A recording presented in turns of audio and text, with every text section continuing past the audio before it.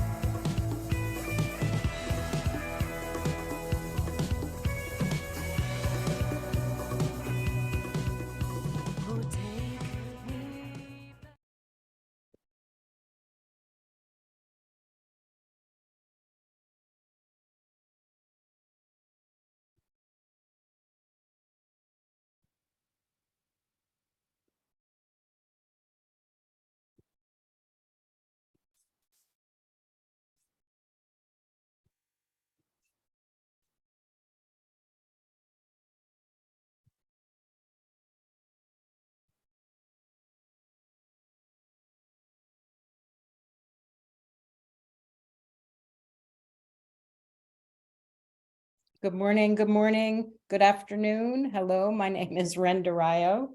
I serve as the co-director of Temescal Associates and the How Kids Learn Foundation, along with Sam Piha. Today, I have the pleasure of serving as your host. This is a reminder that in a follow-up email, you will receive all the slide decks from the presentations and a link to this webinar. All of the How Kids Learn webinars can be viewed on our YouTube channel, our How Kids Learn YouTube channel. This and many other webinars. So good morning again. We know from our personal experience how important music is to young people and young people's development. We also know it's a great way to engage young people in their learning. In California, we have a proposition on our ballot to increase funding for arts and music in schools. That's Prop 28. Let's vote it in. more money for arts and music. As we get started here, I wanted to invite us all into a thought experience, a small thought experience. I'd like you to imagine in your mind's eye when you were 15 or 16 years old. You might want to close your eyes for this. Imagine when you were 15 or 16. For some of us, this might be a small trip down memory lane. For others of us, it might take a minute to get there. But imagine yourself at 15 or 16. You might be alone in your bedroom. You might be hanging out with some friends. Maybe you're in a car. When you have that picture of yourself at 15 or 16, open up your ears. What's the soundtrack that goes along with that image? What song is playing? And if you could type in that song or that soundtrack into chat, that would be great.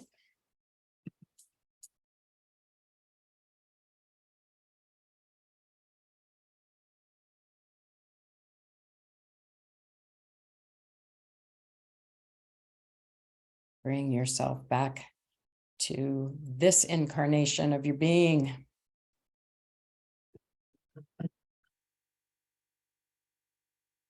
What songs were you listening to?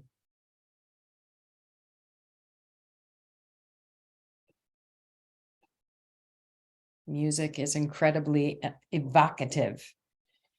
Evocative, brings us back places, has us conjure up memories. In this webinar, we get to feature innovative, there we go. Al Green, Tired of Being Alone. Joni Mitchell, California. Nice, thank you. So today we get to hear from innovative after-school practitioners who excel at incorporating music into their programs, helping young people play music, supporting them with their DJ skills, making beats, music writing, and recording. And we also get to hear some research about why music is important in the lives of young people. So we all are here. We get to have a conversation with our panelists. I want to remind you that there are two functions on your Zoom toolbar. There's the chat, and we invite you to use that to correspond with us during this webinar. There's also the question and answer. And it's here that we would love for you to put your questions for the panelist. This just helps us, make things a little easier for everybody while looking at the specific questions for the panelists. Chat is disabled. What is that? That is bizarre. I'm not sure why that is. It shouldn't be. Okay, thank you. So I guess we'll be using the question and answer. Sorry about that. Let me introduce to you the panel who is here, the panelists who are here today. We have, this is the music that we have, that we will be listening to clips from, music from young people. And our panelists today are Patricia Sheehan Campbell, Professor Emeritus, University of Washington. Welcome, Patricia. Les Peters, the Executive Director in Curriculum Development at Long Beach Youth Institute. We have Kevin Peraza, who will be joining us in a few moments from the Long Beach Youth Institute. He is an alumni from 2007. And John, hi John. John Burnson, who is the founder of AP Giannini Beacon Center Electronic Music Club. from Bay Area Community Resources. Welcome all.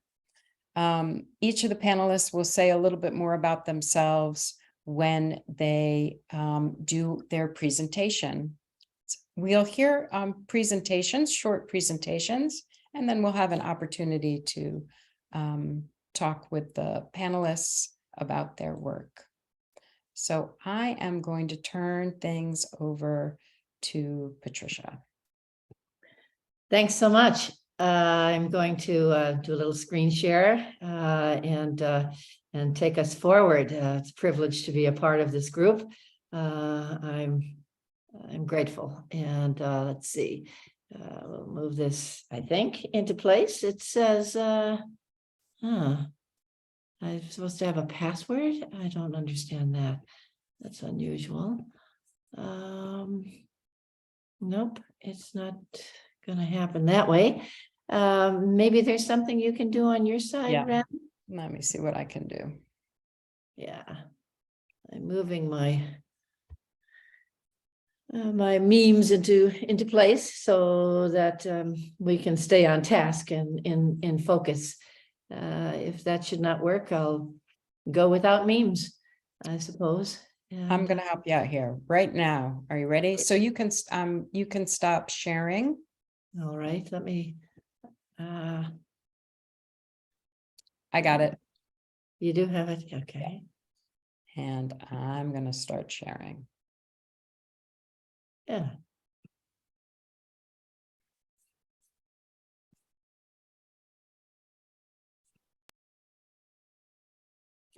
That looks like it. You Great. Let's make it as big as we can. If we just have the full slide and nothing on the side. Yep, will do. Be great. And I'm assuming that you're going to, move it forward. I'd be happy to. That'd be great, because I'm not quite sure how. Yes, thank you for having me here. I'm coming at you from Eastern Canada, though I have been at the University of Washington in music research, in music education, inside and outside schools, and in ethnomusicology. I'm currently at Carleton University in the National Capital of Canada, Ottawa. And so happy to be with you. And then this is something you've seen if you've been involved in the Sounds of Learning and After School. And I thought just to put it in there to remind me of where we are. Yeah, the very next slide will take us to, if you can move to it, yeah. Something that I've been working on, the question of songs that kids carry in their heads, coming at them from home, at play, at leisure, music that has been meaningful to them, alone and together, with friends, with family, in all kinds of social circumstances. And this book is the result of a project called Songs in Their Heads, Music and Its Meaning in Children's Lives. By children, I do mean those who are as early as elementary school, into middle school, into high school, and even, onward to the very end of adolescence. That has been my attention, looking and learning from children, from youth, the importance of music to them in their lives daily and for special occasions as well. So moving to the next slide, we should see something pop up beyond the photos if you click again.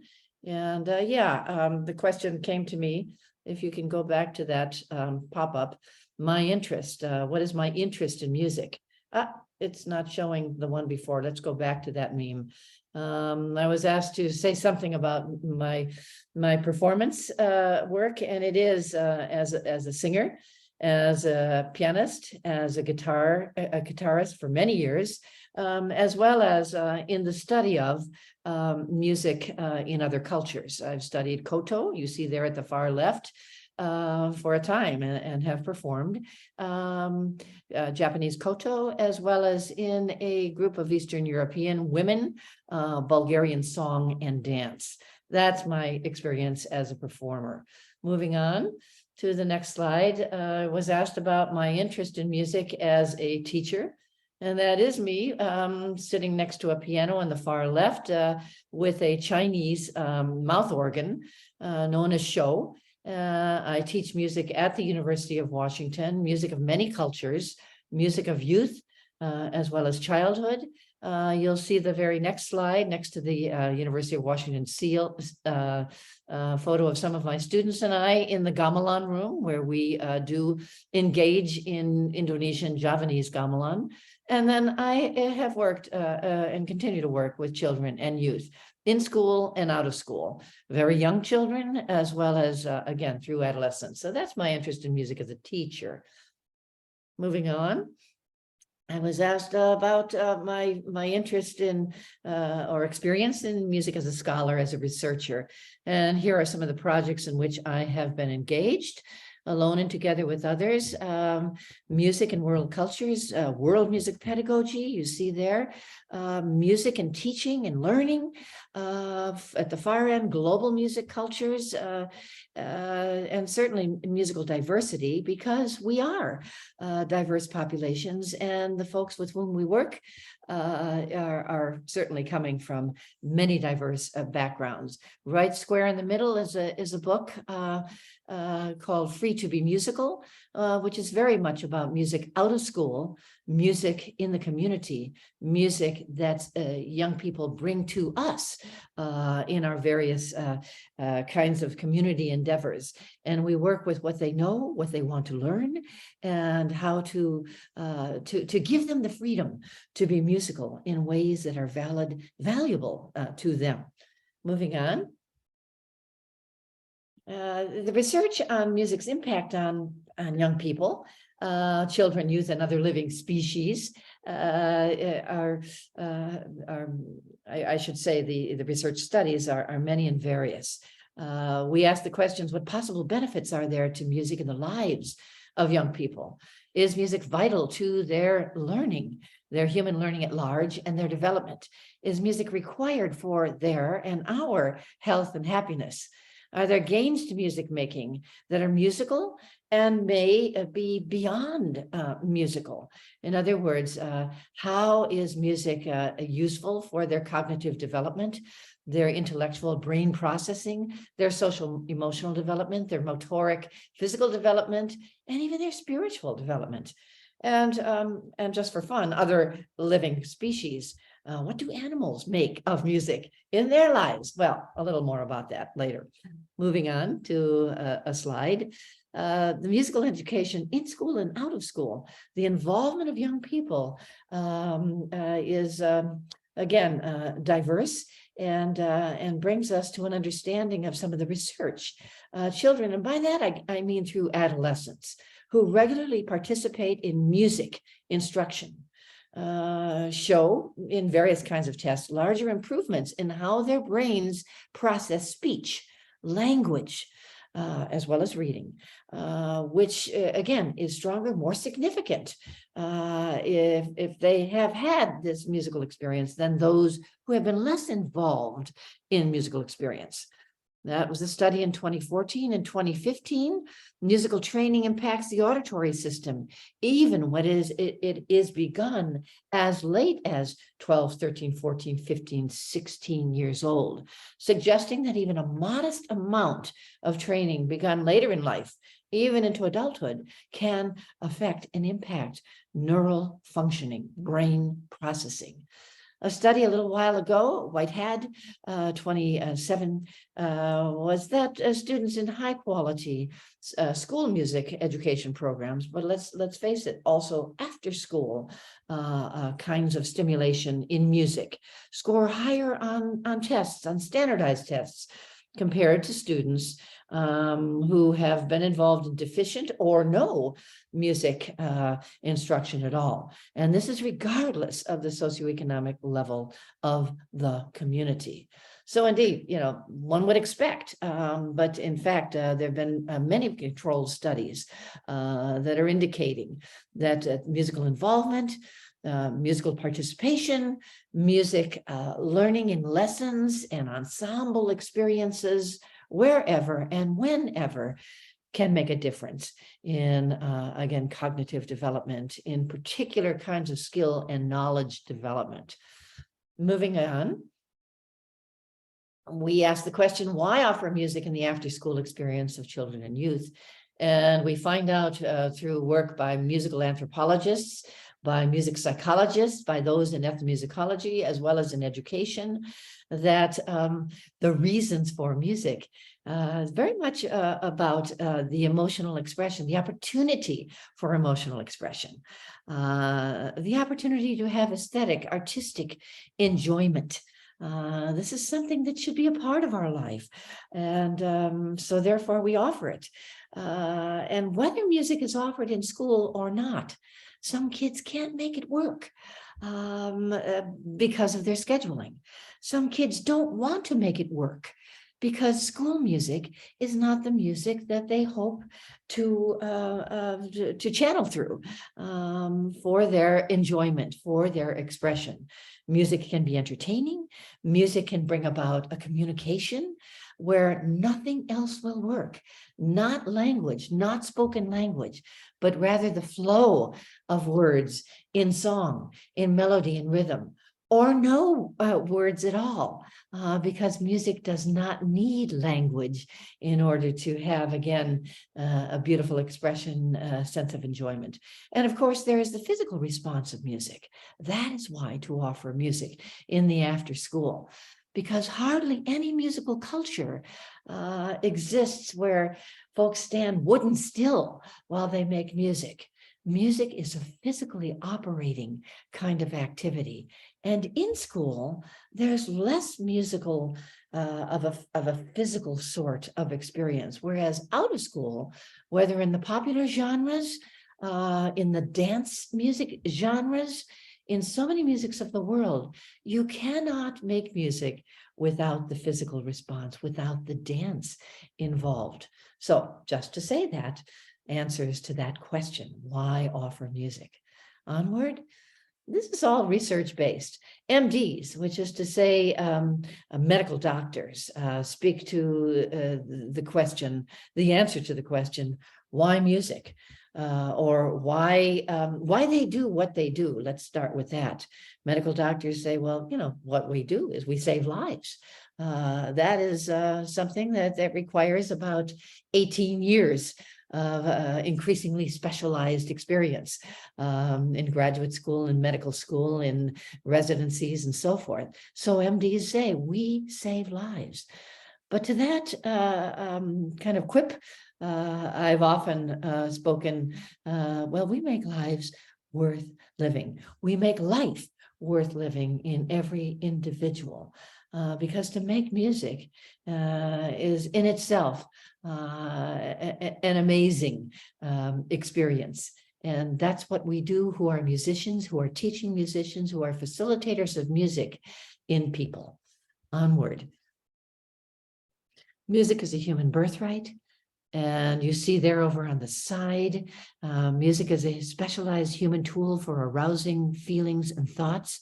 And some of us do it without any instruction, but some of us most of us need the facilitation of active musicians, of experienced musicians, of teaching musicians. And that happens in the after school. A second point, musicality is a human trait that comes with the capacity to hear music. And only 4% of our population are challenged to hear music.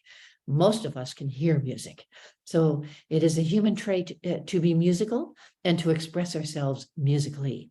The third point, music engages the human brain in pitch discrimination, I should say also durational rhythmic discrimination, and in higher order thinking, which is to say to remember what we've played and sung before so it can come back at us and be played again, perhaps within the same musical performance, perhaps 3 days later, perhaps half a year later.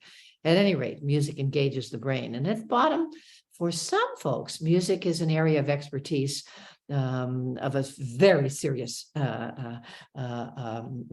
part.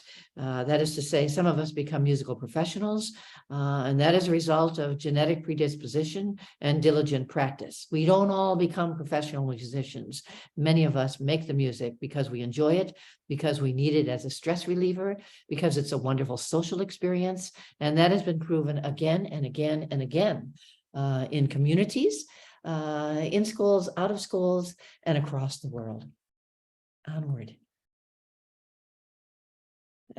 These are some of the projects in which I have recently published in Arts Education Policy Review, in a thing called, what is it called? Right there in the middle, it was the cover story in the September issue of Education Researcher.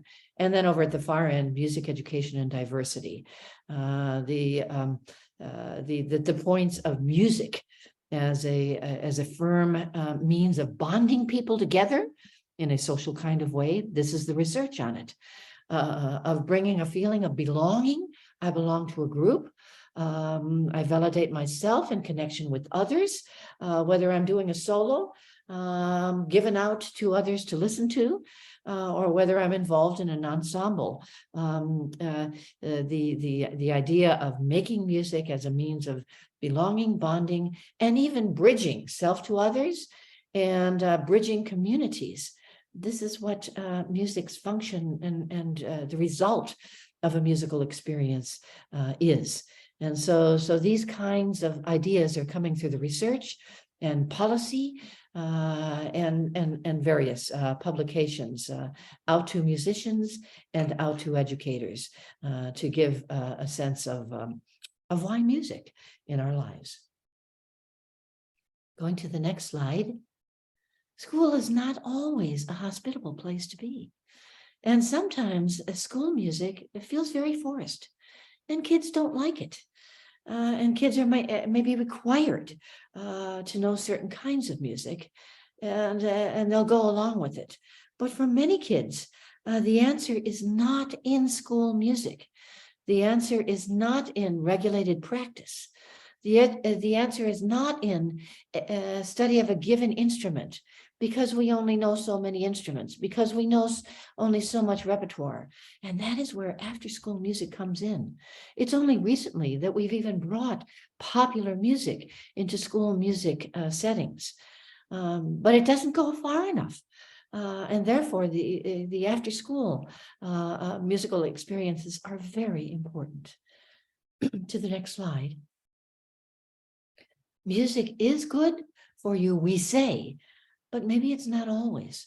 And again, as per the current, the past slide, sometimes music lessons are imposed upon the student, and it's not always good when it's imposed. And parents often say, we're going to give you private lessons. That's not the answer either. Kids need to find their own music, right? And particularly as they move into their adolescent years. And there's nothing an adult can say like, you need trumpet and you need piano, that is going to convince some kids. They need to follow the music that is their identity. And sometimes the children just have no agency to decide what music they will learn. And adult agents are, in fact, almost colonizers, bringing kids into a particular kind of music. And it's a heavy-handed kind of, top-down that just doesn't work for a whole lot of kids. They love music, but they don't love the music that has been selected out for them. And that's why it's very important that we look into building after-school music. Next slide. Answers from neuroscience are kind of double back on an earlier slide. Music improves cognitive function. It enhances language learning. It moderates emotional expression. It supports problem solving. It provides a full brain workout, the motor, the visual, the auditory, and most importantly, and this is a critical point, music is fun, it's friendly, it's social, and that's what we provide in after school, which doesn't always get it in school when we have regulated, standards-based, this is it, and this is the only set of goals that we can use. And many of these goals, answers from neuroscience, do not get met in school curricular music programs. Moving on. Human musicality has been much discussed by those in psychology, in anthropology, in sociology, and in neuroscience. And I'm not giving you every little study. There's plenty out there, but perhaps you've run across these titles. Daniel Levitin at the far right end. This is your brain on music, the science of music as a human obsession. He is a neuroscience specialist. Might be worth having a look at. At the far left end, musicophilia. Oliver Sacks, a psychologist, not a music psychologist, but a straight ahead psychologist, tells tales of music in the brain. And they would be interesting reason for looking at and recognizing why, there is this human penchant to make music, and why we need to provide music to people of all ages. And right there in the middle, the origins of musicality. Music in animals. Music is birdsong communicative sound, or is it something even more, something artistic, something absolutely necessary to the survival of the non-human species, as well as those of us in the human species. Moving on. Christopher Small, a music sociologist, says music is too important to be left to the musicians alone. And that is to say the professional musicians, those with conservatory training. There he is, jolly as can be, a British New Zealander settled fellow who wrote many books and seemed to say that music is for everyone. It should not be left alone to the professional violinist and pianist. And Twean, in my work with children, and especially in the project Songs in Their Heads, Twean said, "You wouldn't starve without music, but it makes my life worth more to have music, to learn music, to play instruments, to learn to sing, and to work with others in making something beautiful musically." Onward. When we talk about music in schools and music in after school, we are referring to something that has been much heralded within the professional world of musical education. That is, there is formal instruction and there is informal music learning. And you can see in small letters that the American Public School Music Education Standards talks about the importance of artistic processes in schools that we can say we do in the after school, in the life after school. We deal with the artistic processes of creating, of performing, and of listening and responding to music.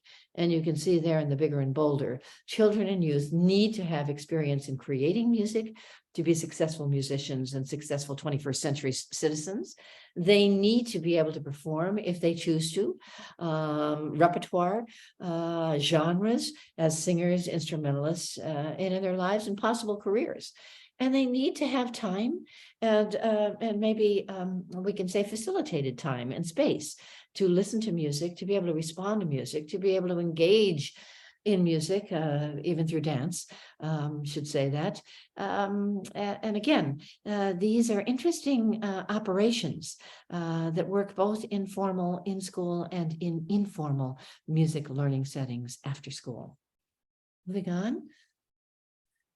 Just a little note on prodigies, because this often comes up in conversations. There's been a lot of research on, the brilliant children and teens who can make all kinds of music, who are on the concert stage, who have an incredible musical memory, who are virtuosic guitarists and flutists and pianists. And then it moves us along to the sense, well, okay, if they're so good, I'm not even going to try. But the fact of the matter is, and you may read along with me, there's no such thing as innate talent. No one is born with fully developed traits. Michael Jordan didn't pop out dunking a basketball from the free throw line. People differ in their genetic foundation, that's true. But all talents of all children, youth, should be developed through an intricate dynamic interplay of ability, motivation, practice, and support. So, to say that, there are these child prodigies, so let them go because they're born with it and the rest of us are not. We all need the music. And so the provision of opportunities to become musically expressive is there for us to be involved in, for, again, the various gains, the benefits that come out of it. One more slide on prodigies, just very quickly. Mozart there on the right side. Prodigies will continue to fascinate us, as Samuel Kaufman, who wrote about the mind of the prodigy in Scientific American. But let's make sure that in our fascination with these brilliant, very rare musical youth and children, we don't forget that they require a nurturance and a development of their inclinations. There may be incredibly talented individuals who have just never been noticed and need this after-school experience. And who cares if they're not prodigies? Who cares? They still have the need to be musically expressive, and that is something that we nurture and develop in our work. Another slide. There was I don't know if we're going to get it right now, but this was an answer to, the question of other species beyond the human who need the music. And there have been, scientific studies on animals. Cows, for example, tend to produce more milk if there's music in the barn. Seriously. Animals of all sorts are said to relieve the stress, the anxiety through music, particular kinds of music that is piped into the environment. Some of us, leave on our sound, leave on, the stereo, whatever, while we go out because our animals, whether they're birds or fish or rabbits or cats, tend to be, kind of calmed and made more peaceful through music. Onward. The bottom line, this is getting towards the last slide. Music for kids, I'm thinking mostly, but on into adulthood. Music is important to their holistic development. Again, all sorts of research is out there. They think better. They find themselves provoked by physically through various musical engagements. And certainly SEL, their social, emotional lives and needs are met and given wonderful expression through the music that we facilitate for them. The point we made through several slides, everyone is musical. It is a human trait. And they are all deserving of a time and a place that we can make for them to engage in music. And of course, there are many myriad ways for people to be musical. And it may not be on the instrument that is our prime instrument. And so we look out for others who we may bring into the team to help us out. If we don't have percussionists among ourselves, or we don't have Afro-Cuban percussionists, we bring them in and onto the staffs of our after-school programs. Another slide. Music after school. I guess I don't have the one slide that was on my original PowerPoint that was going to come to you, but most of my work has been done over the last 20 years on a reservation, a Yakima reservation in the state of Washington, where for actually 20 years we've been learning from them music of the powwow, of social occasions, and finding out the importance of powwow for, again, bonding and belonging. And so that is one way where I've come to understand the importance of music in a community. And I've been going to East Africa, and I've discovered, again, for myself, but it's long been known that everyone in the community makes music, and they sing and they dance and they play. And there may be a leader, but by golly, they all come together and assemble. They assemble for religious purposes. They assemble for social purposes of all kinds. And it doesn't have to be a special anniversary or birthday party. They make music because they must. And everyone's a singer. and everyone is a dancer, and everyone can play one instrument or another. And that is something that has come from my ethnomusicological work. But the bottom line is, it all comes to me that there's benefits. And we in the West have not allowed ourselves to make possible musical experiences in schools or on the outside. And we need to do so, because we could de-stress all sorts of people. We could find ourselves understanding one another better through the music that we can facilitate in others. That's my slide set. Thank you. Thank you so much, Patricia. Really appreciate learning about everything that you do and hearing some of the research. I'd like to offer an opportunity for Les to chime in here and spew some wisdom. Thank you. Thank you, Patricia. A small world when you talked about going into Eastern Washington, working from a tribe. I'm Native American and I'm actually from the Yakima tribe. So it's good to hear that connection. So my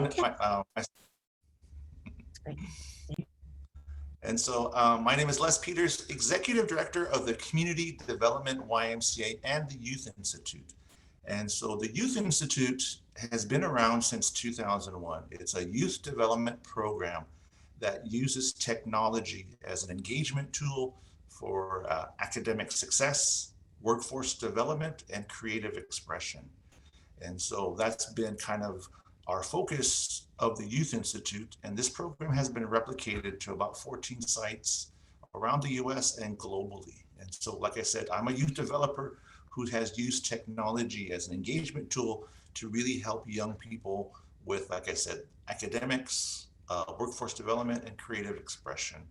You know, how we got into bringing music into our program goes into our philosophy of working with youth. And one of our philosophies, we talk about depth, dosage, and duration of programming in what we do in the Youth Institute. So for music, it becomes dosage in that category where we have multiple activities for our young people to choose what they want to be in the program. The Youth Institute is not a drop-in after-school program. We are non-school based, and we've been non-school based since 2001. And so youth participate in our program through a competitive application process. Even though our Long Beach Unified School District does offer after-school programming in their high schools and in their middle schools, we get a small cohort of those young people that want to be a part of the Youth Institute here with our YMCA branch. And so when youth apply, it's through a competitive application process. And so we're strategic and intentional in the type of young people, because at the time when we started the program, it was evaluated by Cal State Long Beach School of Social Work. And so we were very specific in the type of young people we were looking to get engaged with. And so we were looking at those young people transitioning from middle to high school, because research told us that those are the ones that most at risk of dropping out if they didn't have the proper engagement when they transitioned from middle school to high school. And it also helped us to really provide support systems through their high school years and to go on to post-secondary or trade or whatever they choose to decide. And so when music came into the program, it was just through digital music. Because in the Youth Institute, we teach filmmaking, graphic design, music, 3D animation, 3D printing, and IT. And then there's other subject matters that we kind of take based off of the interest of the young people in our program. And so music kind of evolved to where we were using GarageBand very early on, when Apple was just starting to become where it is today. And so we've had a partnership with Apple since 2001. And so we were one of the first programs to incorporate iMovie into the program. And then when GarageBand came out, it was introduced to us, and we started to have our young people just kind of make loops, make little sound effects for their movies so that they can have that creative expression and an opportunity to add to their films. And so it started to evolve We had staff that were musicians themselves, and so they played guitar. And so young people started asking, well, can I learn how to play guitar? And staff would be like, yeah, let's go over here to this office here. It's a little quiet. And then we can start just learning the guitar. And pretty soon we had to buy, 5 acoustic guitars because we had young high school people, coming in saying, I want to learn how to play guitar. And so the staff person would sit, and it kind of evolved into an activity. It wasn't an activity that staff presented. It was an activity that the young people saw. This is what we want. Can we start a music club? And we're like, yeah, of course you can start a music club. What do you want? He goes, we want to learn how to play the guitar. I'm like, cool. And then through that, one of our young persons who was a little bit older, he was like, well, I know how to play the piano. I've been, I learned it when I was young. And so, does somebody want to learn how to play piano? Then a couple of kids are like, I want to learn how to play. And so then we got some keyboards. And then so they started practicing in another room. And so it kind of evolved. Our music program evolved from the young people and their interests and what we could offer for them. So that goes, into that dosage, what I talked about earlier, about providing all these multiple opportunities for our young people to get engaged with. And then it evolved even more when Apple kind of heard, oh, you're introducing music, and so we want to introduce you to some people. And so we were introduced to a music program up in South Central LA, and Jackson Brown was one of the people that helped start a music program. And so my former boss and I got to meet him, and he was like, yeah, I want to incorporate, digital music into this high school in South Central LA. And he goes, and this is the person, it was a producer that I work with. And he goes, and then so we met him, and then we invited him down to Long Beach. He kind of looked at what we had, and he goes, yeah, we can start something here with you guys. And so then we started getting into more of the formal digital music production aspect of the program. And so he helped us get, more keyboards, more of those electronical software and stuff that we needed to do that part of the program. And so we started out doing acoustics, and then we moved into the digital music part. And then some of our high school kids, and then like I'll have Kevin follow up with me, and he's been a part of our program since 2007. He took a an avenue toward music too. And so then we started our own band, our own teen band with participants from our program. We hosted a Battle of the Bands in Long Beach for 2 years, where other high school youth had the opportunity to kind of express themselves and come in an environment where they can share. And it was a competition. And we had other board members, other collaborative partners that were musicians that came in and were the judges. And so that really helped us elaborate and expand our music program in our Youth Institute program. Some of the challenges and barriers for us, challenges, music equipment, all that stuff is pretty expensive. And so as we move into the technology field now, it changes every 4-6 months. And so for us, we have to really be mindful as an after school program and say, if we buy this, is it going to be relevant for us for at least a couple more years before we can raise money to move on to the next thing? So that's a challenge.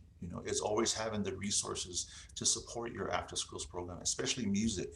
Even with acoustical instruments, for our guitars, strings get broken a lot, when young people are learning how to tune. And I tell them, that's fine, don't worry. That's a part of the learning process. As long as we don't crack the shell of the guitar or we dent it, strings are inexpensive. We can replace those. So go ahead and, practice learning how to tune it so you can play it. We've had board members present other stuff to us. And so our young people are very fortunate to have board members in our YMCA that in their past lives were collectors of musical instruments or other items, and they would just drop it off. And so our kids are very fortunate, like I said, to have different type of African style drums, because a board member traveled overseas and brought them back. And he's like, well, I know I don't use them anymore, but I think your kids will use them. And so, that's helped us grow our music program here in Long Beach. And barriers is just space. We moved into a new program space now when we left our old space. And some of the images that I shared with Temescal was, we had a partnership with Levi's, and Levi's has their Live in Levi's campaign, where musicians give back to their communities. And so in 2017, we had a musician that wanted to give back to Long Beach. And so Levi's approached us, and said, this is the program we're doing. It's about incorporating music and bringing it back. And so we said, well, we have a somewhat of a music program. A lot of our technology is old. So we're in the process of trying to find resources to upgrade. And so Levi said, well, we can help you with that. And so the musician or rapper was Vince Staples. So Vince Staples was a student at Jordan High School, which was in North Long Beach. And so he wanted to give back to the community. And Levi's, remembered, because we visited them a few times as a after school program. So they reached out to us and said, Vince Staples wants to work with you guys and really expand your music program and provide updated technology. And so it was a really good experience for our young people because they got to spend 3 days with Vince Staples, his producers, some of his DJs. And so they really taught our young people about the music business here in Southern California. And they introduced our teens to other types of equipment. And then that was a good opportunity for us to expand our music program. And then Levi's came back to us in 2019 and said, we have another musician that wants to partner with you guys. And so we're thinking like, well, I don't know who else wants to partner with us. We thought it was like a rock band or another performer. And they laughed and they said, no, it's Snoop Dogg. And they said, Snoop Dogg wants to work with us at the Youth Institute. And I go, yeah, his son used to go to Poly High School, which was a high school just about a few blocks away from RY. And so we were just amazed and like, wow, Snoop Dogg wants to work with us. And so then he spent 2 days with us. And once again, Levi's partnered with him and they brought more technology to our program. And so, we had those opportunities for our young people to really make the connection of what they learned in the after school program about music. And then to have musicians come in, professional musicians, and make that connection. And they were from the area. They weren't somebody outside of the state or the city. They were young people themselves who grew up in Long Beach, and so they can understand what our young people were going through. Like I mentioned earlier, all of our young people that come into the program, they are a lot of them are first generation college students. A lot of them, this is their first time engaging in an after school setting. And a lot of them, they're not the athletes, they're not the academics, they're the youth that need that extra support. And so that's what connected for Vince Staples and Snoop Dogg, was having those connections. And so that really helped us. And for after school providers trying to incorporate music into their program, I shared with people before, it's to think big and start small.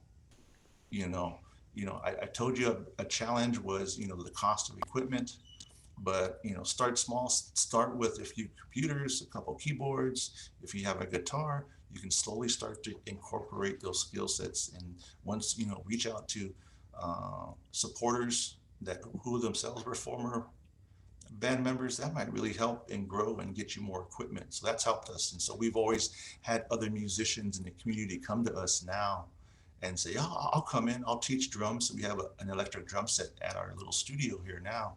And so we have a staff person that comes in once a week, and he has about 4 young people that sit in the room with him, and he's teaching them how to use the drums. And then we have another musician who's a keyboardist. And so, he's coming in and teaching keyboard, and he has a couple albums. And so he's sharing his talents with our young people. And these are all things that our young people are asking. So it's not staff saying, we're going to do this and this. Our program, the Youth Institute, is very youth driven and youth centered in what they want to see and have in their after school setting. And so I know Kevin has just hopped on, and he's an alumni of the program. So then I will pass it on to him to share his experiences. Thank you so much, Les, and Kevin, welcome. Really appreciate you being able to be here. Yeah, thank you. Thank you for having me. Yeah. Can everybody hear me? Yes, we can hear you. Okay, awesome. Yeah, I feel like Les kind of nailed it there on the head. That basically everything he explained was my personal experience with the Youth Institute. I started in 2007 with the Youth Institute high school program, but I also did the 2006 Stevens middle school program. So that was actually my first introduction. And when I joined on, obviously we had like a lot of Apple computers, and one of the main things that was there that was just kind of like one of the fun things to fool around on was GarageBand, which was this music software, which still exists, but made very much for you to just kind of pick it up and start playing music. There was like loops for drums and guitars and stuff, so you can kind of tinker around and make your own songs, and it was all free to use. So if you made a song on GarageBand, you can use it on anything that you were doing, so long as you weren't like making any profit off of it, which obviously high schoolers aren't doing. But yeah, so that was my first introduction, and I had a lot of friends who in the program were learning music in school. I was a theater kid, so I wasn't involved in music in that way, but just kind of being in that environment with other students who were doing music was really inspiring. And then as well as seeing all the software that we had. And before I knew it, I was one of those kids who was like in an office with the teachers, or the other alumni, I should say, who were in the program, who had already started playing guitar and stuff. And so it was just kind of like, yeah, I want to kind of pick up a guitar and start playing. And it's just a rabbit hole after that. You just kind of fall into it. I was a part of the first group of kids who wanted to start a band, and we basically brought it up to Les and Bob at the time, and we're like, we kind of want to do this. If this is something that we can do, is start a band.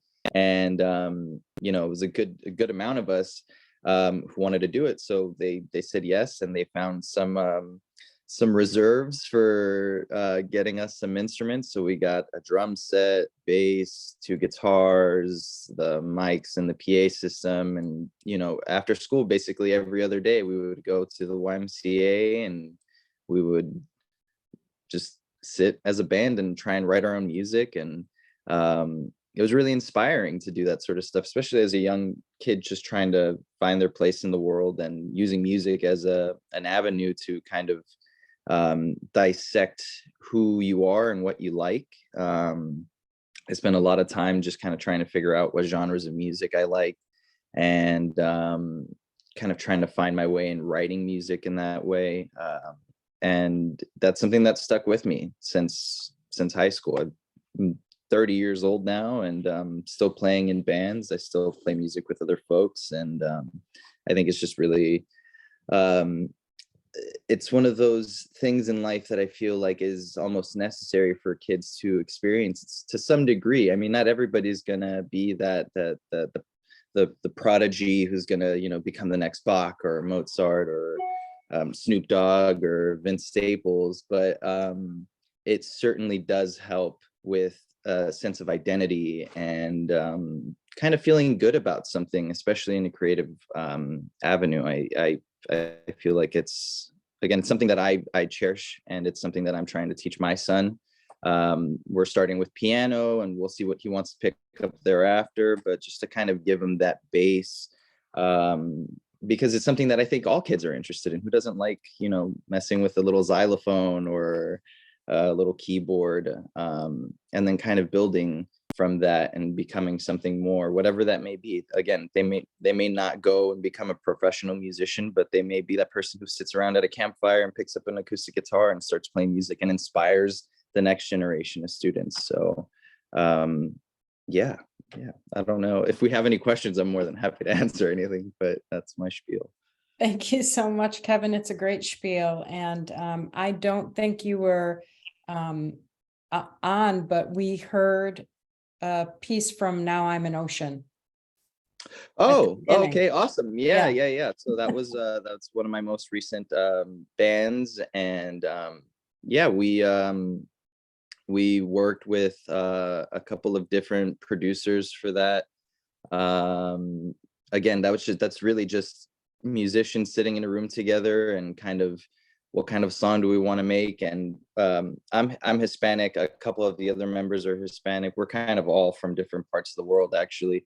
Our singer, she's Canadian. The drummer of that band is he is from Michigan. I was born in Florida. I come from Central American background. Our bassist is Argentinian. So all these kind of walks of life kind of come together, and we found this, what we ended up calling tropical indie rock, because it's got a lot of like this tropical, like Afro-Cuban. We have a lot of that. The percussion is very like, conga based, or it's got a lot of like bells on it and stuff, but the guitars are very much indie rock. So yeah, it was a matter of finding something that really excited us, and obviously a lot of us were Hispanic, so we kind of dove into that, and we're like, this isn't something that's used in mainstream music these days. It'd be really nice to kind of bring it in, yeah, for I guess American audiences in that way. So yeah, and thank you for sharing that. That's awesome. I did. Thank you very much. Really appreciate it. Hope everything is going good where you are. Oh yeah, yeah. I got a sick kid at home right now, but we're doing all right. We're doing All right. Good. Glad to hear it. Thank you so much. So I know you have to leave in a little bit, but I'm wondering if you can, I'm not sure when you need to head out, but whenever you do, please do. And we wanted to take some time to hear from John. Hey, John. Hey. I'm going to share some of your slides with the folks in the webinar. Great. Well, hello, everyone. My name is John Bernson, as you can see on the screen. And I just included my email in case something comes up during the course of this short presentation and you want to reach out to me later, you have questions or suggestions or anything like that. Just going to do a quick background on myself and the programs that I've been running, and try to spend at least half my time on the subject of the paper, which is, recommendations, benefits, challenges, things like that. But I guess I should just begin by saying that I was an orchestra dropout in elementary school. I don't want to say I was kicked out of orchestra, but I was encouraged to leave my grade school orchestra by the teacher, and music was the lowest grade I received in my college courses. So I come to you as someone who I think Patricia was talking about earlier, as someone who may not have had a great experience in school learning music. But I stuck with it because I was interested in it, and ended up playing in heavy metal bands in middle school, and just tried all kinds of different things, mostly on my own. And then I ended up moving from New York, where I grew up, to the West Coast, and took a Teach for America position in Oakland in the 90s, and realized that I didn't really enjoy working directly in a school environment, and kind of figured that was it for me in terms of teaching. But by luck, like shortly thereafter, a friend of mine who knew I was a musician asked me to come work at a new after-school program that he was starting up, and he asked me to, teach guitar or something like that, which sounded really interesting. But DJing was really on the rise at that point, and although I was not by any stretch a great DJ, rather than teaching an instrument, I thought that it would be a really great social activity to teach, to have a DJ club for youth. And I had a college radio show. I was very familiar with, turntables, big vinyl fan. And so that's kind of what I started up in like the late 90s. And this program has evolved and has been in continuous operation under several names ever since. So I'm going to mostly center around that. This picture, this black and white photo, is from the early days back in, I think it was 2001. We were featured in, local weekly paper on the program. And yeah, there's some like yearbook photos in the bottom left, and some shots from the larger, one of the larger groups we had in our room. So yeah, this program began as a DJ club. and it evolved into teaching music production and composition and recording. And since that time, it's gone through a lot of different changes. And I think that that's something I wanted to impart on anyone who's working with youth or is interested in longevity, is that, you know, our program has expanded and contracted over the years as the funding has changed, and we've had like amazing work environments where we've been able to work at our school, which is a middle school in San Francisco called AP where there's a Beacon Center, which is really, for those of you who aren't familiar with Beacon Centers, it's a comprehensive program of in and out of school time, kind of is centered in a school, but brings a lot of different types of programming. In the after school environment, you know, we have all types of clubs and things like that we offer, but there's now also services that we offer during the day as well. Let's go to let's go to that. I call this methods to the madness. And this is not like I developed some sort of philosophy or framework and then started to put it into practice. This is really just a little chart that I made reflecting back on my career thus far and thinking about what is it that I've been doing. And I guess moving left to right, I think both Les and Patricia hit on this point as well, which is that you know, I wasn't really focused on necessarily what my greatest skills were. I was focused on youth experience and something that I thought would bring value to their interests and their learning. And that's really why I began that DJ club originally, and why I think it's been successful, because, you know, I've always been transparent, and the people who have worked in the program have always been transparent about their skills and their specialties. But first and foremost, we've set things up so that their voice is heard, and that we are connecting them to musical experiences that they actually want to have, that they're asking for, and that motivate them to go deeper. So the circle in the middle, this little third grade pie chart that I made, is basically, you know, what I see as the ratio of priorities in our program. And we really don't see ourselves as a class. We see ourselves as a club, although we do teach in a very structured way. We kind of try to hide that and make sure there's plenty of opportunity for experimentation and discovery. So we do build skills, but I think it's really important that we are working towards elevating the work so that they have a goal that they're working towards, and they know that that goal will reach a wider audience than themselves and the two people sitting next to them when they're working on their music. So that's changed a lot over the years. And that, don't advance yet, but I'll show you some fun slides. And I'd say the third thing is we're, you know, of course, in this line of work, relationships have to take equal value as everything else. And, you know, I think that this is where a lot of maybe more scholastic music programs may not just have the opportunity to hold relationships in as high value. And I think this is an important way that we can, an important aspect that we can bring to the table, which is, you know, personally, I don't care even if a youth finishes their work.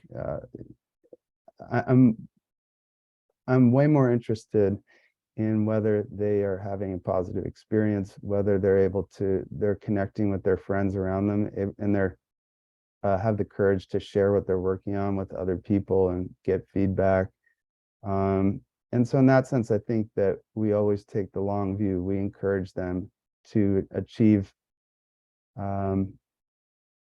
like the greatest, the greatest quality of music they can make, but I don't think that we're overly focused on final product. Process takes equal weight to product, I would say. So we elevate the work, but the relationship to the music and to others and to the adults is also just as important.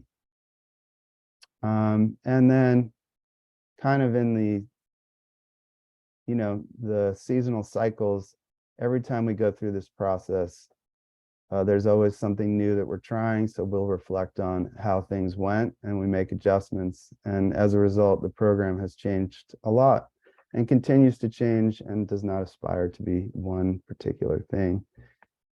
Yeah, I'm trying to keep it simple here so that hopefully these things will be of value to others. I'm sure many of you do many of the same things, but let's go to the next slide. I've already dove a little bit into the history, but I thought the photos might show just offer some information that is helpful. The wide image on top is really sort of from the early 2000s when we actually had our own room, and you can see how we kind of just by looking at the photo, you can see all the things that we were doing. There's a drum set in the corner, there's computers set up, there's way too much vinyl, a couple sets of turntables, and in that same room below left, you can see that it might be hard to see, but there's one of the members of the Invisible Scratch Pickles, who are DJ Squad, came to visit, and in that room there's like home ec stations and stuff like that. And in the picture to the right of it, they did a remodel and then gave us this huge room. Then we got kicked out of that room, and then we operated in a hallway, and we've operated in the cafeteria. And now we're in this classroom at the top right with this closet that adjoins it, where we're able to keep all of our equipment. And so we've actually shrunk in size. And I just wanted to share that because, we're not just, we're a very local program that's part of a larger Beacon Center, and we have to be adaptable and flexible. And that means that sometimes the tide's coming in, sometimes the tide's coming out, and we just kind of roll with it and make adjustments. And now we work with iPads primarily because it's more mobile, and it's actually a very powerful, relevant platform for our youth to be working on. So largely now they do music production using GarageBand, which I love. I love the simplicity of it. I love the fact that it's a program that's ubiquitous and free on all Mac devices. And yeah, I think it's a very powerful entry point into music production and composition and to beat making. All right, let's go to the next one.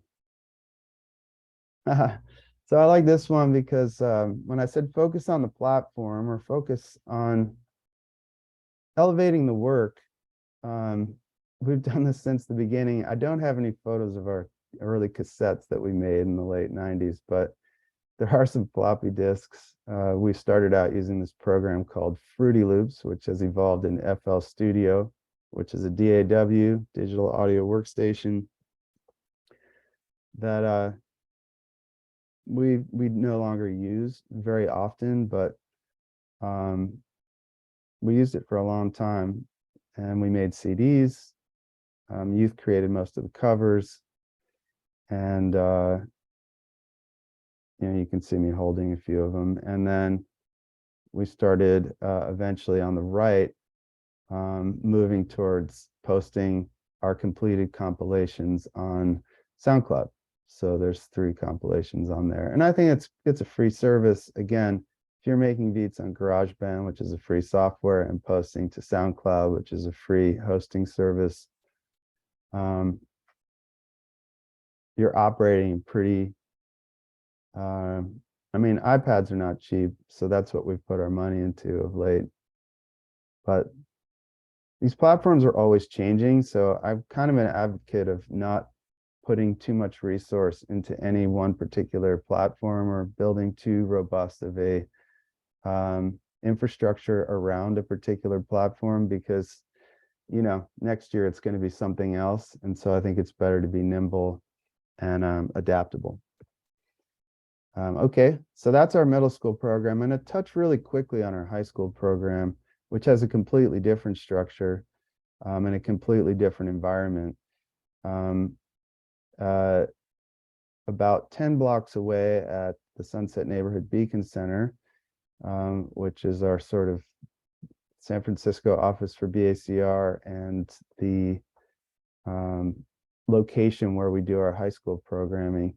I run this program called Sunset Media Wave, which is an online zine for youth. And most of our music work is oriented around more like individual projects. So we will help anyone who's in our program achieve their particular musical vision, which could be, their desire to cover a song, to write their first original song, to produce beats, to make a rap EP. We've recorded a heavy metal band down there. And in the top right, you can see one of our youths are composing music for their film. So you can see just underneath where it says high school, those little images there are some snapshots from like the final product when we post this work in our zine.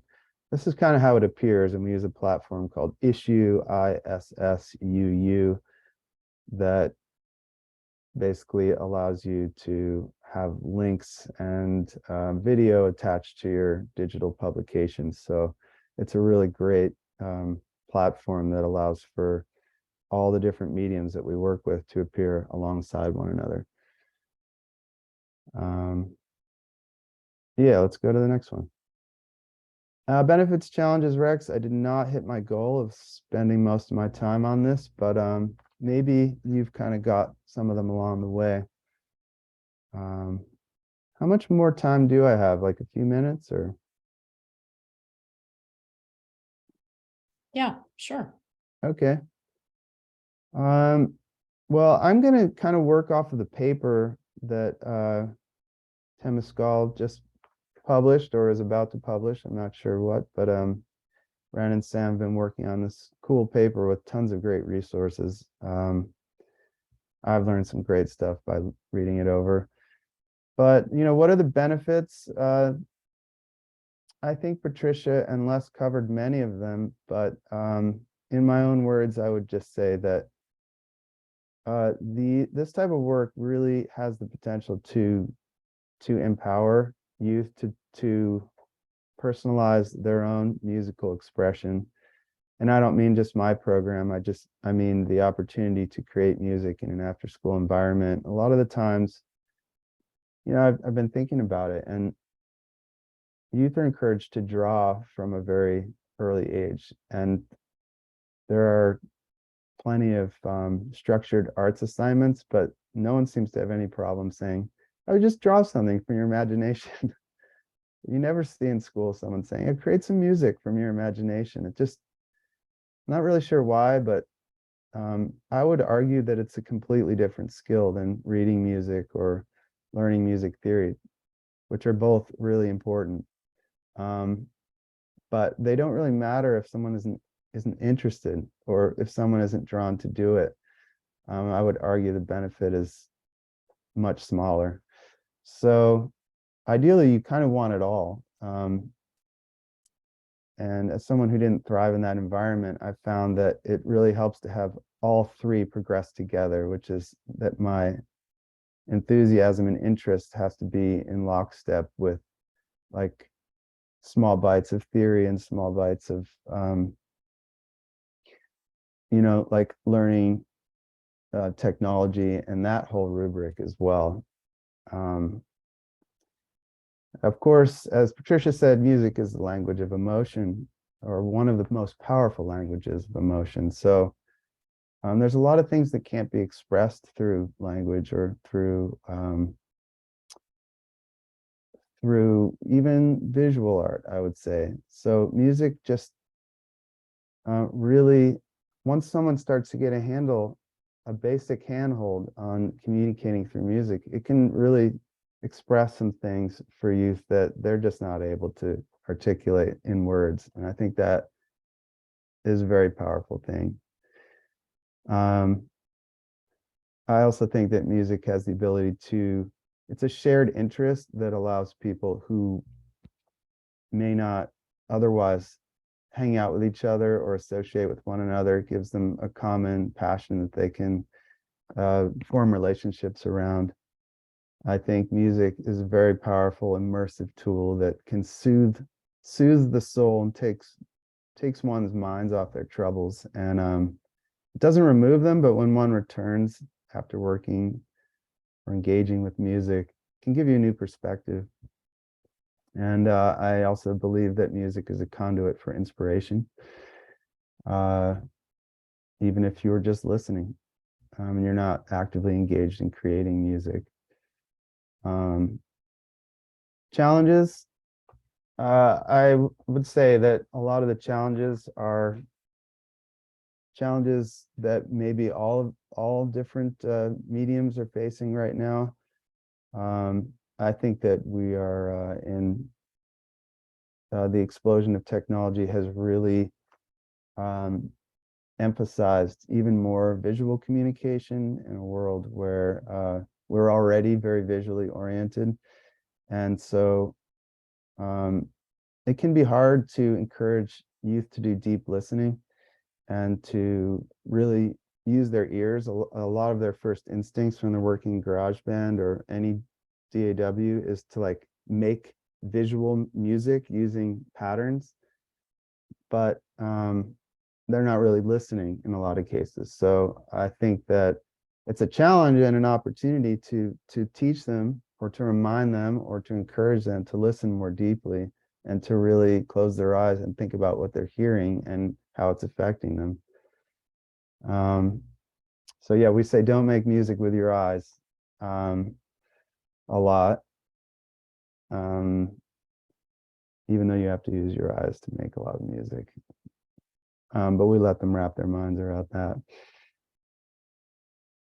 And recommendations, I guess it just depends on where you are. I don't really have a strong grasp on who our audience is today, but recommendations for someone who's beginning a program versus someone who's kind of has begun a program and wants to sort of take it to the next level, or a legacy program to just sort of keep it going. I mean, they all have their different sets of challenges, and my recommendations would be different.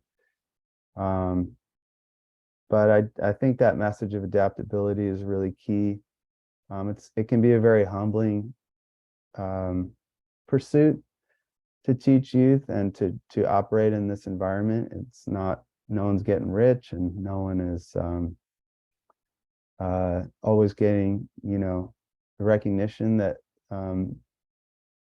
perhaps we all really deserve based on, what we're offering to the future of our society and culture. But it has its own rewards, and I think that as someone who's been doing it for, I guess we're going on almost 25 years in the same environment, I've just noticed that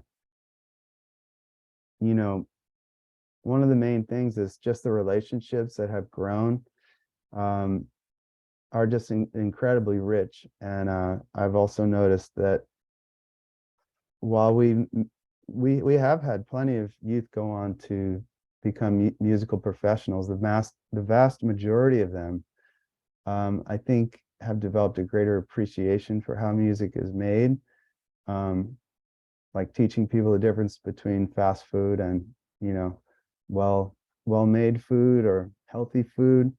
You can say the same thing about music and art, is just helping to cultivate their appreciation for how much work and how many different elements are required to make a successful piece of music is something that really, leads to a deeper appreciation of music. John, Yeah. I just want to jump in here. One of the things that you said really struck me, which is, we make music, make music with your ears, not with your eyes. And just the observation of that our digital environment is drawing all of us to just constantly work with our eyes. Yeah. And the kind of muting of other senses that we have. And I wonder if it's the same. It's just such an intriguing thought to me. And I just wonder if it's, I wonder if other people are seeing that. And I wonder if it also it goes to the other senses, like using your body as well, That's fascinating observation. Yeah. Les, are you still around? And would you join us? Yes, I'm still here. So, John, are not familiar, you had not been familiar with the Youth Institute until you heard Les speak? Just just only in a superficial sense. So I learned a lot by hearing about Les's program, and sounds amazing and super inspiring. I wonder, Les, do you see or have you heard other people say that young people are making music with their eyes and not with their ears? I think for us, young people, sometimes it's their heart, sometimes it's that emotional response they have. So, like I said, we have a small music room in our new space. And so lately we've gotten young people going in there and just kind of messing around and playing with it. And you can see them with their eyes closed and just kind of like their body's kind of moving to a certain rhythm, and they're playing something, and they're just kind of lost and almost in a trance, you know? And they come out just kind of like smiling, like, I just created something really cool, you know? Sometimes they're like, oh, I wish I would have hit record on the computer, but I didn't. But it just kind of came over me. So for us, I think it's that emotional response that young people have when they go into our music room or they pick up an instrument. It's like your ears are listening, your heart's listening. Yes, visually you have to look at the computer screen if you're using, GarageBand or we use Logic, and we started to introduce Pro Tools with our young people in the program here because they started to record more. We incorporated podcasting during COVID with them to give them another opportunity to, kind of have a form of expression. But for us in our program, it's, we're very youth development focused, social emotional supports. And so the music part of it is just an opportunity for them to express themselves, and they choose it. So we have kids that get into filmmaking or graphic design or 3D printing, 3D animation, and then music is just another opportunity for them. So. Yeah, I wonder if either of you could talk about the difference of making music with middle schoolers and then with high schoolers. Is there a different approach, a different take? Where do you start? You want to go first, Les? Or I can go. Yeah. Go ahead, John. You can go ahead. Well, I would just say I don't I wouldn't be able to make any observations in the broader sense, but I have noticed that with our middle school program, there's more of an emphasis on the social experience, because I found that our youth just seem to get more energy around being around others while they're making music. And in our high school program, there is plenty of social opportunities for interaction and collaboration, but it's a little bit more about focusing on their individual vision, helping them bring that to light. They just in my experience, our high school youth tend to be a little bit more focused and a little bit more serious, tend to know what they want a little bit more, and just may not have the tools or the support to be able to achieve that vision. Middle schoolers tend to be more like, they want to experiment, they want to be exposed to something new, and that's hugely important. It's not a judgment statement, but we just try to give them that opportunity. Mhm. So Thanks. Yeah, I would echo John's comment about middle school age youth. They're more about exploring and just kind of learning this. Like if it's introduced to them for the first time, it's like they just want to play, and it's an opportunity for them. And for our middle school kids, sometimes it's that break away from the normal after school structure for them. They get into the homework help, they do the other other club activities that are at the after school setting. But when it comes to music, and one of our music programs are more traditional programs that the YMCA runs, is they at one of our middle schools they have an orchestra, a steel band group, and so that's been a part of an option for our young people to be a part of in middle school. And so that gives them that choice of either doing more of a traditional music experience or be a part of the digital arts, digital music part. And then for our high school kids, exactly like how John said, they're more mature in the sense that they know what they kind of want, and then they're more detail oriented and more like, I just need some quiet time so I can focus on this one part. And with middle school age youth, it's just, you can't let them just have fun and play with it, and to where they can develop that interest and that passion for it. Yeah, they might listen to certain music and stuff, and they might maybe want to try to recreate that sound, and so staff will be there to help them through that process. We teach DJing in our high school program just because of the equipment we have, and so everything we have is all digital based, so we don't have any vinyl within our DJ setups. So it makes it a little bit easier to move around. But we tried it with our middle school kids, and it was just too many buttons for them, and so they get a little bit discouraged, and then they just want to listen to the songs, and like, okay, that's fine, we can do that too. But for high school kids, they're more dedicated, like, you know what, I'm going to sit and I'm going to learn how to use this controller. And the ones that we got from Levi's are really huge controllers that do everything, and so there's so many buttons that our staff don't really know, and so then our young people take it upon themselves to learn it. And then I'm like, that's great. I mean, I'm an old guy. I'm great. I want you to, if you learn it, I want you to teach another young person how to use it. Yeah. And they usually become our staff as they get older, and that's how it's been in our program. Like I said, we've been around for 21 years. And so all of our staff now in the Youth Institute are past program participants.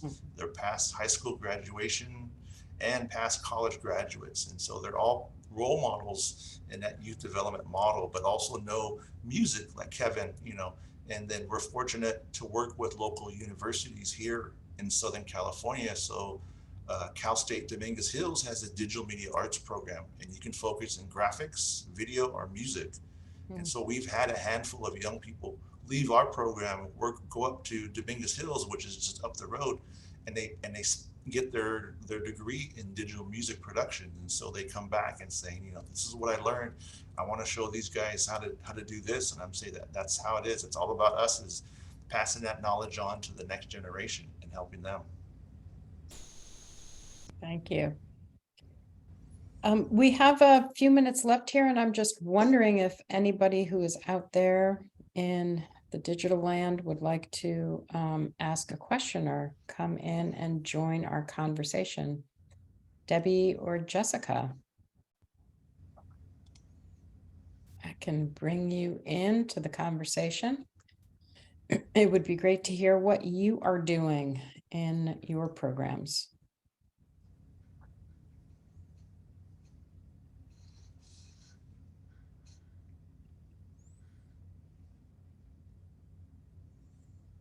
Hi, yeah, I'll go ahead. So I'm not sure if you see me or anything like that. Zoom's being a little weird. We can hear you. We Okay, don't great. see you, but welcome. Thank you. So actually I am working with an after school program that's looking to evaluate their music program. So they're just getting off the ground. They have a lot of different offerings that they're doing, everything from field trips to some skill building, having lots of different people come into their programs. So I'm looking for some insight on how to, kind of make that case to keep moving forward with funders. So a very different avenue there. Yeah, it's a great question. I think for us in the Youth Institute, I think I mentioned in the earlier part of my presentation was we were always evaluated by Cal State Long Beach School of Social Work. And so they developed the tools for us. And so for us, music just kind of was an opportunity for our young people to get engaged. And so what we found through a lot of our evaluation outcomes is that having these opportunities to have music or filmmaking, digital arts, it's created that attitude of love to learning again, not so much the academic part, but the idea of wanting to learn more, having those opportunities for young people, having those different choices for them to make. And so through our evaluation, that's really been a plus, is that young people leave our program after, so we evaluate them at the end of the summer, a year later, and then probably at one evaluation process, it was like 10 years later. And so within the summer, it was more skill based, that, oh, I learned a new skill. I learned how to use GarageBand, or I learned how to strum a few notes on a guitar, or I learned how to use, the drum machine, and then a year later, it was, I really learned how to have sequential thinking. My emotional response was better. Music helped me emotionally through the process. And then the 10 years later evaluation told us that, hey, it was just an opportunity for me to really express myself, and it helped me, I'm not a good person in expressing my feelings, but through music, it did help me. And so, we have those different levels of evaluation for us. John, have you had any success in evaluating your programs through over time? Yeah, I would say that this issue really came into, I suppose we were put a lot of energy into this about 10 years ago, I would say. It might even be 15. We collaborated on a small book called Best of Both Worlds, which was basically mapping academic standards to the work we were doing in after school. And so we wanted to have a way to explain, particularly to the district, because we're working inside of a school environment, of just how many academic standards are addressed through music and the arts through a completely different modality, I guess you could say, or just through different methods and techniques. So depending on the type of funders and their priorities, any priorities they might have, I'm sure there's lots of great resources. I know in our paper, we referenced work that Temescal Associates has done and had done at the time. So I think there's a lot of good research and like tools, like rubric tools for evaluation that are out there. If you're having trouble or you're stuck, for instance, feel free to reach out. I can try to connect you to some stuff, and I'm sure that Ren and Sam and Les could as well. Awesome. Thank you so much. Yeah, good luck. Thanks for fighting the good fight. Debbie, did you have any questions that you wanted to ask or comments? Can you hear me? I'm having trouble with Zoom. We can hear you. Oh, awesome. I guess I'll just explain what I am doing at the Fort Bragg Unified School Districts and Mendocino Coast Recreation Districts Kudos program. I'm one of 3 instructors, and this year they said Debbie, teach choir. And so I tried and failed. I am intermediate pianist, and I'm paper trained, and I have no musical ability outside of that. So after failing at trying to teach children ages 8 to maybe 11 or 12 choir, I just flipped everything around, and I play music on the piano that's in conjunction with games like uh, statue dancing. I play some songs, and when I stop playing, if I catch you moving, I win. If you can freeze and be a statue, you win. If you, class, get 5 points, you get a sticker. And also other games like that.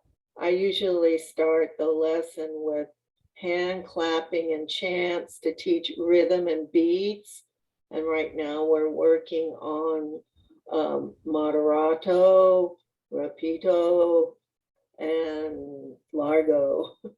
And we'll probably explore on the big screen computer we have in our room, people singing and performing different styles of music that exemplify slow, fast, and medium pace and different beats and so forth. That's the only way I can make it work.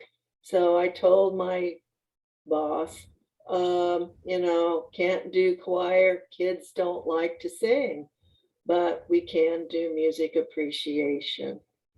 So that's what we're doing. It's a great workaround, Debbie. Thank you. Yeah. I just want to say that if I had a nickel for everything I tried that I thought was really cool that didn't grab their attention, I'd have a lot of nickels. So, props to you for just, again, like just being nimble and going where you find interest from them, and then having to kind of explain that to your boss. I've certainly been there. And yeah, just finding that point of engagement is like the fountain that opens up everything else. And without that, then you're just swimming upstream 24/7. So yeah, good on you. Yeah, I just like to add, like, yeah, that level of engagement, maybe another strategy would, ask them what songs they like to listen to, and then you create that list, and homework for you would be just kind of research it, and then you find those beats and rhythms that you're trying to teach them, and you can play something that they're familiar with to say, this is a good example of this type of rhythm style or this type of beat in this song that you guys shared with me. And if there's kids that are from different cultures, then you can incorporate those different types of cultures in here. So like for us here in Long Beach, we have a huge Cambodian community here in population. So we've been slowly introducing those type of instruments and those type of rhythms and songs with our high school age youth. And so for a lot of them, who are Cambodian, it's a sign, it gives them respect in that, we're taking the opportunity to appreciate their music. And then for youth that are not Cambodian, it gives them the opportunity to really expand their horizon and be like, wow, I never thought, this sounds really cool, and then incorporating more modern artists into the music could really help bridge that gap. And that's always been helping us when we're trying to teach more traditional music, but then think about, okay, what about culturally? We have a lot of Spanish speaking kids in our program too. So what songs are popular and ones that you listen to at home, and that, let's play it, and then describe why is it unique in that sense, to help them understand and develop that appreciation of, and slowly teaching them how to listen to music in that sense. A lot of times we take our kids out in the woods on trips, and I tell them, hey, just find a space, lay down, and I want you to close your eyes and tell me what you hear. nature has its own rhythm and beat. So what do you hear? And a lot of kids, well, I hear the wind, I hear some birds singing, I hear the tree, a tree kind of swaying in the wind, I hear water, so all those things are just slowly teaching them how to listen. And our young people today that grow up in this urban jungle, they get bombarded with so many different types of unnatural sounds that, sometimes we need to be grounded again and go back to the basics and just listen, because Mother Nature's there, she'll tell us. So Thanks, Les. Do we have any final comments or questions before we head out for the rest of our week?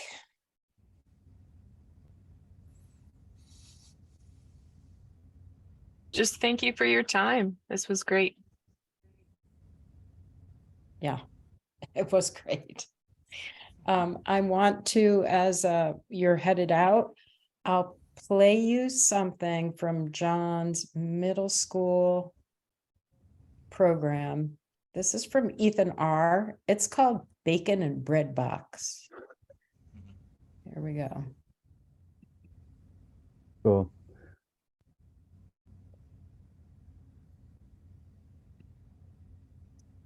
Let's go, Ethan.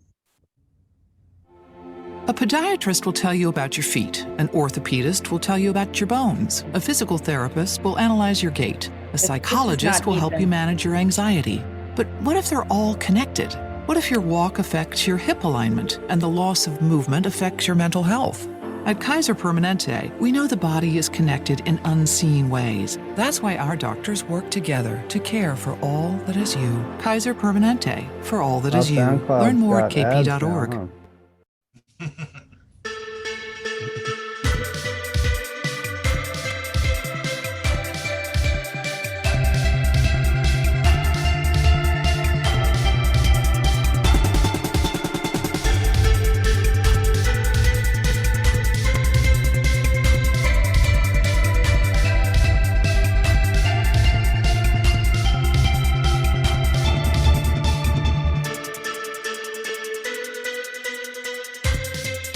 Yeah, this is Ethan Wren. He's 7th grader now. I did this in 6th grade, and I think this is the first piece of music we ever made on GarageBand.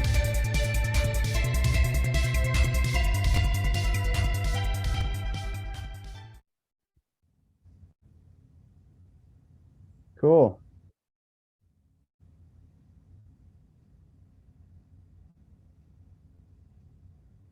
Well, thanks for having me. Thanks. Ren. Thank Good you. to see you after all these years. And Les, nice to meet you. Thanks, yes, Debbie, nice to meet you too. Jessica, Kevin. Thanks so much, all. Have a wonderful week and keep making music. Yep, Cool. you too. Thanks, Sam, too.